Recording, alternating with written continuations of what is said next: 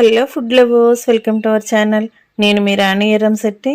Friends, చాలా సింపుల్గా టేస్టీగా కిచెన్లో ఎక్కువ శ్రమ అనేది లేకుండా ఇలా క్యారెట్తో కొబ్బరి బూరెలు చేసుకోవచ్చండి.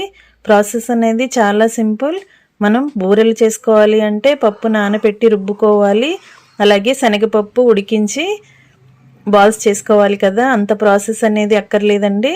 అంతేకాకుండా బూరెలు ఇష్టమైనా సరే కుక్ చేసుకోవటానికి చిన్నపిల్లలు భయపడుతూ ఉంటారు. అలా కాకుండా నేను చూపించబోయే ప్రాసెస్తో చాలా టేస్టీగా క్రిస్పీగా బూరెలు అనేవి చేసుకోవచ్చు.